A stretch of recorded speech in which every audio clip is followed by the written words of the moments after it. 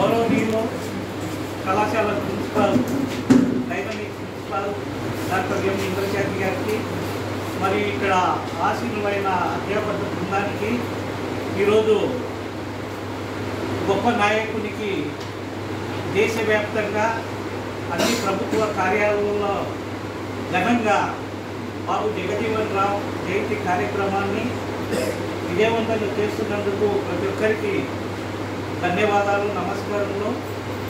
మరియు ఇక్కడ సమావేశం కావడం ముఖ్య ఉద్దేశం సెలవు అయినప్పటికీ కూడా బాబు జగజీవన్ రామ్ గురించి కేంద్ర ప్రభుత్వం ఎందుకు సెలవు ప్రకటించింది అనే దాని గురించి కూడా మనం చర్చించుకోవాలి.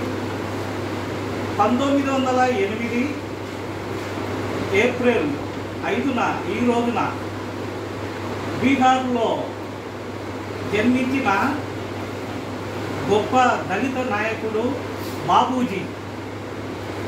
బాబూజీ అని ముద్దుగా దేశ ప్రజలందరూ పిలిచేవారు. 1908 నుంచి తర్వాత ఈయన 1946-47లో మన దేశానికి స్వాతంత్రం వచ్చినప్పుడు తాత్కాలిక ఉప ప్రధానమంత్రిగా మరియు కేంద్ర మంత్రిగా పనిచేశాడు. అనేక పదవులను నిర్వహించాడు. దాదాపు 30 సంవత్సరాల పాటు వివిధ శాఖల్లో పనిచేసినందుకు భారత ప్రభుత్వము ఏప్రిల్ 5న జాతీయ సెలవు దినంగా ప్రకటించిన విషయం మీ అందరికీ తెలుసు. బాబు జగజీవన్ రామ్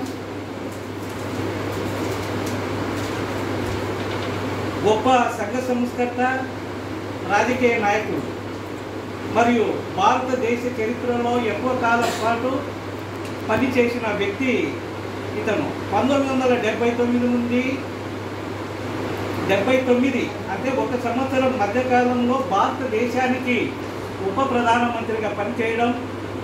71లో అంటే 1971లో భారత్ మరియు పాకిస్తాన్ యుద్ధం జరిగినప్పుడు కూడా దానికి మద్దతుగా ఇవ్వడం జరిగింది శ్రీమతి ఇందిరాగాంధీకి, ఆ రోజుల్లో ప్రైమ్ మినిస్టర్ ఆఫ్ ఇండియా. ఆ రోజుల్లోనే 1971లో డిఫెన్స్ మినిస్టర్గా గణనీయమైన సేవలు అందించాడు, భారత రక్షణ మంత్రిగా. మరి అదేవిధంగా బంగ్లాదేశ్ ఏర్పాటు చేయడంలో కూడా కీలక పాత్ర. 1971-72లో బంగ్లాదేశ్ ఏర్పడిన విషయం మీ అందరికీ తెలుసు. బాబు జగజీవన్ రామ్ కూడా ఈ బంగ్లాదేశ్ ఏర్పాటులో కీలక పాత్ర. మరియు 2 వేర్వేరు పదవులు కూడా పనిచేశారు. డిఫెన్స్ మినిస్టర్ అండ్ అగ్రికల్చర్ మినిస్టర్గా ఈయన పనిచేయడం. మరి భారతదేశంలో ప్రఖ్యాతగాంచిన రాష్ట్రం హర్యానా, పంజాబ్లో కూడా మొదటిసారిగా హరిత విప్లవాన్ని తీసుకోవడం, అక్కడ వరి వంగడాలు అనేది ఈయననే ప్రవేశపెట్టినట్టు తెలుస్తుంది. అంటే అది అగ్రికల్చర్ మినిస్టర్గా సెంట్రల్. మరి 74లో కరువు ఏర్పడింది, దానికి కూడా శ్రీమతి ఇందిరాగాంధీకి కొంత హెల్ప్ చేసినట్టు తెలుస్తుంది ఏ విధంగా అనేది. మరి 1935లో అఖిల భారత దళిత కాంగ్రెస్ క్లాసెస్ లీగ్ను స్థాపించడంలో ముఖ్య పాత్ర. తర్వాత 37లో బీహార్ నుంచి శాసనసభకు ఎన్నిక కావడం. బీహార్కు ఇప్పటికి కూడా ప్రత్యేకమైన స్థానం ఉంది. కార్మిక మంత్రిగా కూడా 46లో పదవి బాధ్యతలు చేపట్టడం. అతి చిన్న వయస్కుడుగా పేరు ప్రఖ్యాతలు తీసుకున్నాడు. మరి ఈయన నిర్వహించిన పదవులు అనేకంగా ఉన్నాయి.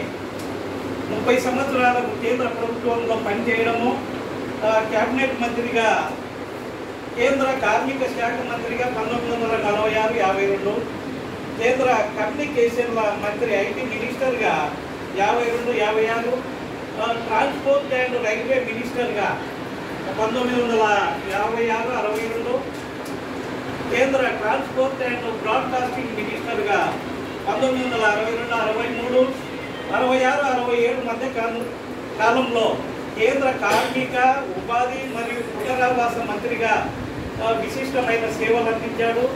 కేంద్ర ఆహార మరియు వ్యవసాయ మంత్రిగా 1967-1970 మధ్య కాలంలో పనిచేయడము. కేంద్ర రక్షణ మంత్రిగా 1970-74లో మరొకసారి పదవి బాధ్యతలు చేపట్టడం. తర్వాత కేంద్ర central agriculture minister and irrigation మినిస్టర్గా పదవి బాధ్యతలు చేపట్టడం. భారత జాతీయ కాంగ్రెస్ అధ్యక్షుడిగా పనిచేయడం.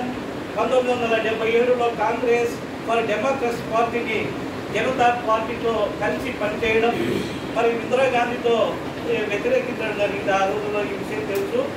ఎమర్జెన్సీ టైంలో భారత ఉప ప్రధానమంత్రిగా 1979 జనవరి 24 నుంచి జూలై 28, 79 మధ్యకాలంలో పనిచేశారు. మరి ఇతర పదవులు కూడా నిర్వహించిన గొప్ప వ్యక్తే డాక్టర్